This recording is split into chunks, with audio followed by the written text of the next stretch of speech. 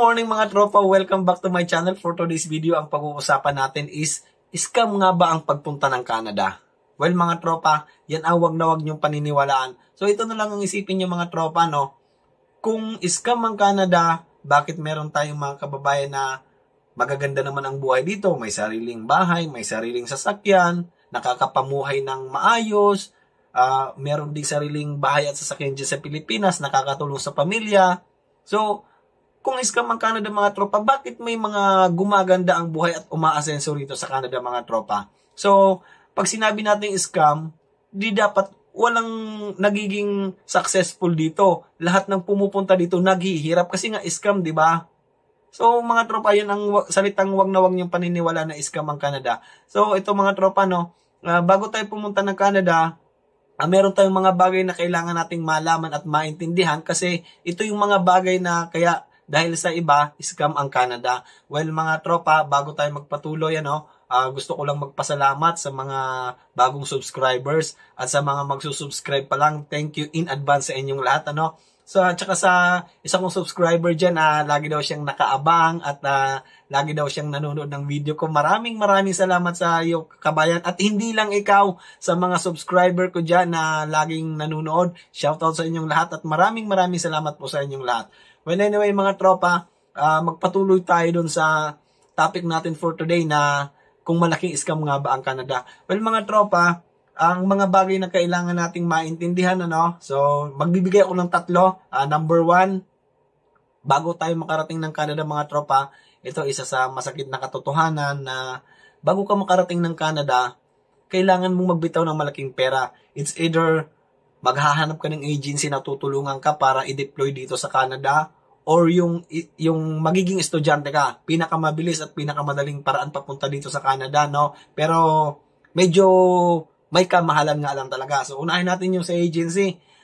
Gagastos ka ng around 300 to 500,000 going here. But to make it clear mga tropa, meron namang mga trabahante na nakakarating ng Canada na ang sumasagot ng gastusin is yung employer nila.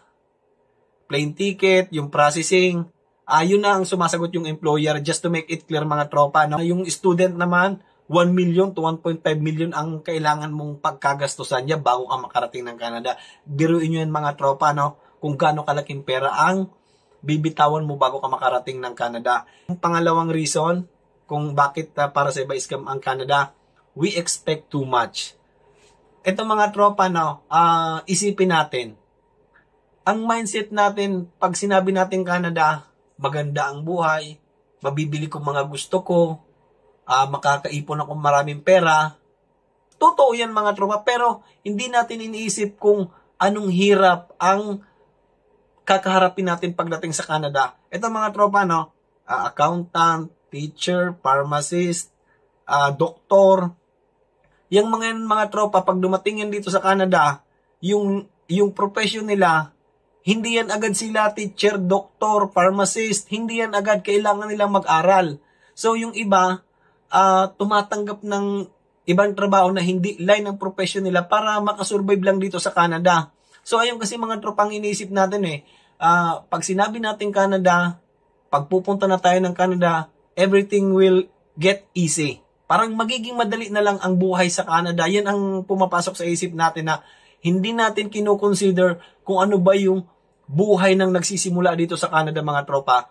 And ito pa, yung kung pupunta ka dito bilang isang temporary resident na meron kang working visa, once na nag-expire na yung working visa mo mga tropa and hindi ka nabigyan ng extension, sa ayaw at sa gusto mo, uuwi ka ng Pilipinas. So, hindi po porket nagbitaw na tayo ng malaking pera, nagbitaw na tayo ng milyon, okay na ang buhay natin sa Canada. No. Bilang temporary resident, kailangan mong magsimula sa umpisa, kailangan mong maging eligible para makapag-apply ka sa pagiging permanent resident. Hindi yun basta lang na, okay, gusto ko na mag-apply ng permanent resident. Hindi po.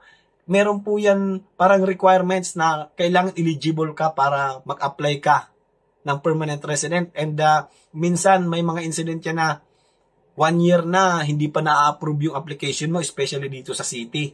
So hindi naman lahat, pero may mga incident na ganyan ang nangyayari. Kaya mga tropa, Yan ang sinasabi ng iba na scam daw ang Canada dahil we expect too much na ang akala natin pagdating dito is okay na ang lahat. So mga tropa, no, pag sinabi natin kasing Canada pati, ang iisip natin yung mga magagandang nangyayari, yung mga bahay, sasakyan, material na bagay. Hindi natin alam kung paano pinagtatrabahuhan ng mga kakilala natin dito, yung mga kamag-anak natin dito para mabili nila yung mga yon.